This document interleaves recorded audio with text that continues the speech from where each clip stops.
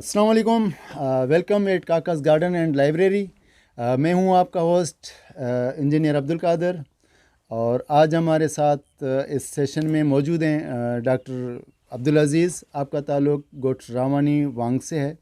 आप वांग आर्गेनाइजेशन के बानी अरकान में और बड़े अहम लीडरशिप में आपका शुमार होता है। माहिर मज़मून हैं, government college of elementary education उथल में पढ़ाते हैं। आप एक मुंजे हुए ट्रेनर हैं, डिस्ट्रिक्ट ट्रेनर हैं पाइट, यूनिसेफ और ब्यूरो ऑफ करिकुलम के तहत डिस्ट्रिक्ट और सूबाई लेवल पे आपने काफ़ी ट्रेनिंग्स कंडक्ट कराई हैं। और मेरे ख्याल में लसपीला में बहुत सारे टीचर हैं जिनके आप उस्ताद रह चुके हैं। आप ओपन यूनिवर्सिटी के सुपरवाइज़र हैं। आपने सुपरवाइज़र के एसेस से कोई 80 के करीब रिसर्च पेपर को देखा है और वो एक्सेप्ट भी हुए हैं और उनको डिग्री भी मिली है। 7 किताबें लिखी हैं जो तैयार हैं। इसके अलावा कोई 12-13 किताबें पाइपलाइन में, होपफुली इस साल वो भी तैयार हो जाएंगी। इसके अलावा आपको बलूचिस्तान के लेवल पे एक बेस्ट टीचर और एडमिनिस्ट्रेटर का एवार्ड भी मिल चुका है। हमें फ़ख्र है कि आज हमारे साथ आप मौजूद हैं। हमारे लिए काकास गार्डन एंड लाइब्रेरी के इस प्लेटफार्म पे हमारे लिए एजाज़ है। हम वेलकम करते हैं डॉक्टर साहब। शुक्रिया इंजीनियर अब्दुल कादिर साहब। और मुझे भी यहाँ आकर बहुत अच्छा लगा कि एक खूबसूरत माहौल में यहाँ पर हम बैठे हुए हैं गार्डन में, और आपके साथ हमेशा गुफ्तगू करके हमें कुछ नया सीखने को मिलता है। और उम्मीद करते हैं कि इस गुफ्तगू में ये जो सीखने का अमल है, ये मेरा इंशाअल्लाह बहैसियत जो मेरी तालिब इल्माना काविशों का हमेशा से हिस्सा रहा है कि हर कदम पर सीखा जाए, तो मैं इंशाल्लाह यहाँ सब एक सीख जो है हमें मिलेगी इंशाल्लाह। बहुत शुक्रिया सर। इंसान एक ऐसी एक चीज़ है, या अल्लाह ताला ने एक ऐसी शख्सियत बनाई है जिसके इतने ज़्यादा पहलू हैं कि अभी तक तस्खीर होता आ रहा है। तो मैं चाहूँगा कि इस सेशन में आपके मौजूदगी से हम इंसान की शख्सियत और उसके किरदार पर थोड़ा उसको समझने की कोशिश करें। मेरे ख्याल में अगर बुनियादी तौर पे हम बहैसियत इंसान अपने आप का जायज़ा लेते हैं या दूसरे इर्द गिर्द जो हमारे अफराद मौजूद होते हैं उनका जायज़ा लेते हैं, तो मेरी जो अंडरस्टैंडिंग है वो ये है कि एक तो हमारी ये बॉडी है जो सबको नज़र आती है, इसके ऑर्गन्स, और इसी जिस्म के अंदर उसकी एक शख्सियत या उसकी पर्सनालिटी ये मौजूद होती है। तो हम समझते हैं कि जी इंसान असल में दो चीज़ों का मुरक्कब है।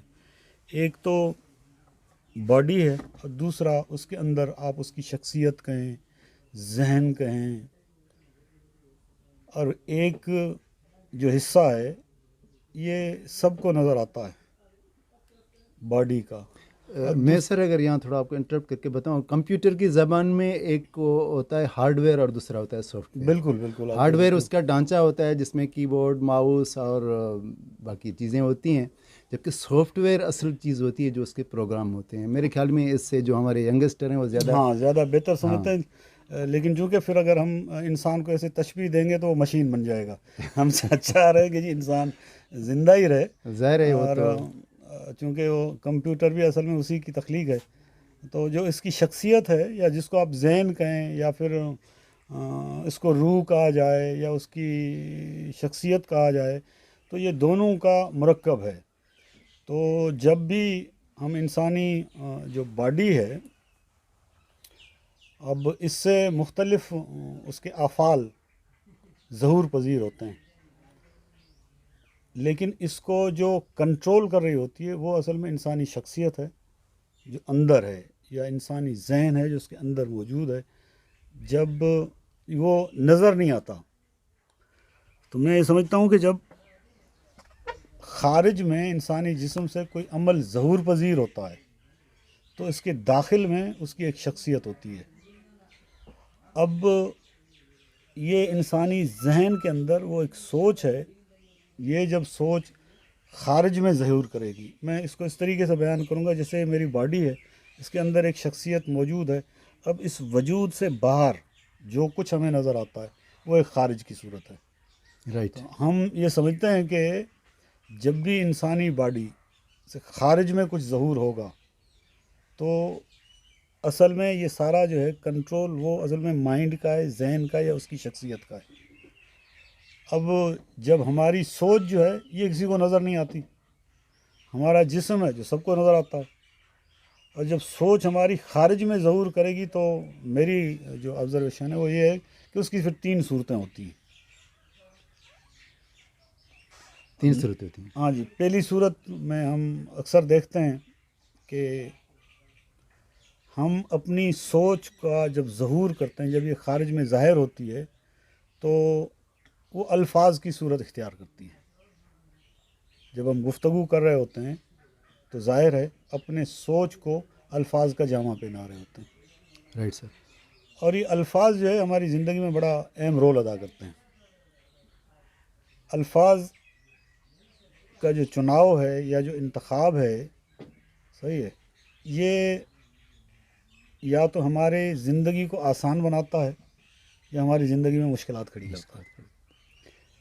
تو الفاظ اصل میں ہماری شخصیت کی نمائندگی کر رہے ہوتے ہیں کہ ایک فرد کی کس طریقے سے تعلیم ہوئی ہے، وہ کس طریقے سے اس کی تربیت ہوئی ہے.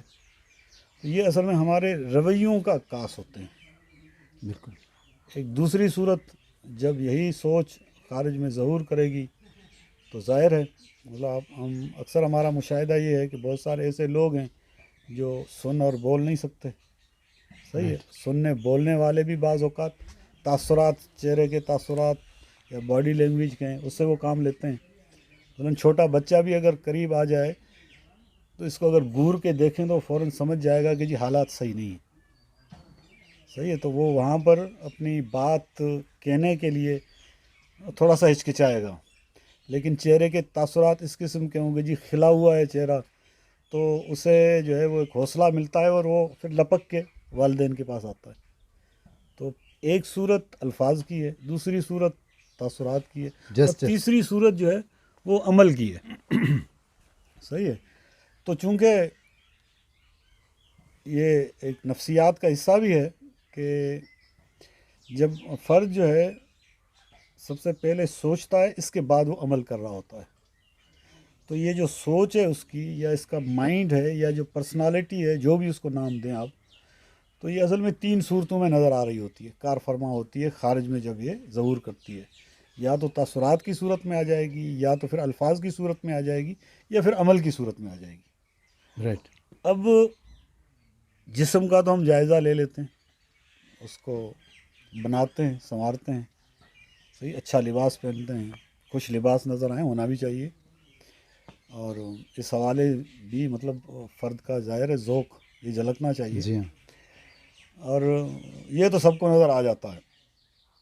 اب مسئلہ یہ ہے کہ یہ شخصیت ہے کیسی، اندر سے کیسی. اندر سے کیسی ہے.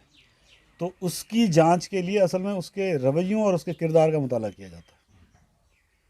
اور اس کے رویے اور کردار جو ہے یہ اس صورت میں ہوں گے جب خارج میں کوئی ایکٹیویٹی نظر آئے گی. تو اس کے بارے میں پھر ہم یہ طے کر لیتے ہیں کہ جی اس کی شخصیت کس قسم کی ہے، پرسنالٹی کس قسم کی ہے. مطلب وہ جو باڈی کا اسٹرکچر ہے یا اس کا گیٹ اپ ہے وہ اتنا امپورٹنٹ نہیں ہے جتنا آپ کے رویے سے جو آپ اس کو جانچتے ہیں. بالکل. میں مطلب یہ سمجھتا ہوں کہ فرد کی اصل شناخت اس کا کردار ہے، کردار. اس کا رویہ ہے. اور ظاہر ہے مطلب ظاہر بھی اصل میں باطن ہی کا عکاس ہوتا ہے. جی ہاں. لیکن اس میں فرد جو ہے ہمیشہ ٹھوکر بھی کھا جاتا ہے. لیکن جو کردار اور رویہ ہے یہ اصل میں اس کی اصل پکچر اور اصل تصویر ہوتی ہے. جو چیز آئینے میں نظر آتی ہے وہ جسم ہے، جو اس کے عمل، اس کی گفتگو اور اس کے تاثرات میں نظر آتی ہے یہ اصل میں داخل کا آئینہ ہے جو ان اعمال کی صورت میں ہمیں نظر آ رہا ہوتا ہے یا افعال کی صورت میں نظر آ رہا ہوتا ہے. میں سر یہاں ایک ہمارا جو یہ روزمرہ معاشرے میں کافی انٹرونشن ہے، لوگوں سے ملتے ہیں. یہاں میں گارڈن میں ہوتا ہوں، لوگ آتے ہیں اسکولوں میں، باقی مارکیٹ میں اور سوسائٹی میں.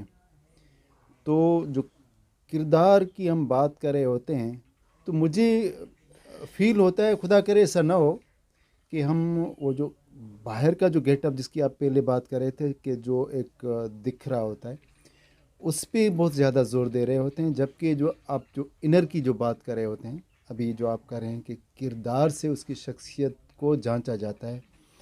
مجھے ایسے لگ رہا ہے یا میں بھی میری فیلنگ ہو تو اس پہ اتنی توجہ نہیں دی جا رہی. بہت ہی اچھے لباس میں جب بات سامنے آتی ہے تو تھوڑا سا بندہ ڈر جاتا ہے. آیا یہ ایک فیلنگ ہے یا واقعی معاشرہ ایگزسٹ کر رہا ہے اسی طریقے سے؟ آپ اس کو کس طرح دیکھتے ہیں، سمجھتے ہیں؟ میرے خیال میں یہ جب سے دنیا بنی ہے اور انسان کو جب شعور دیا گیا، اس کائنات کے اندر بھیجا گیا، یہ تو ابتدائی دن سے یہ صورتیں رہی ہیں. یعنی اگر ہم انسانی تاریخ کا مطالعہ کرتے ہیں تو کبھی بھی انسانوں پہ اس قسم کا کوئی دور نہیں گزرا کہ سارے کے سارے لوگ جو ہے وہ راست گو بن گئے ہوں، جی ہاں. سارے کے سارے لوگ جو ہے وہ نیک بن گئے ہوں، اور سارے کے سارے لوگ جو ہے وہ اچھے کردار کے حامل رہے ہوں. اس لیے کہ چیزوں کے اس کے ضد سے شناخت ہوتی ہے، ازداد سے ان کی شناخت ہوتی ہے. تو یہ تو ہمیشہ رہا ہے انسانی زندگی کے اندر کہ جہاں پر جن کے لیے ہم الفاظ استعمال کر لیتے ہیں کہ جی یہ اچھے کردار کے حامل افراد ہیں، ان کا کردار جو ہے وہ قابل قبول نہیں ہے. تو یہ دونوں صورتیں ہمیشہ سے رہی ہیں، یہ آج کا مسئلہ نہیں ہے، ابتدا سے ہے، اب بھی ہے، آگے کی جانب بھی رہے گا.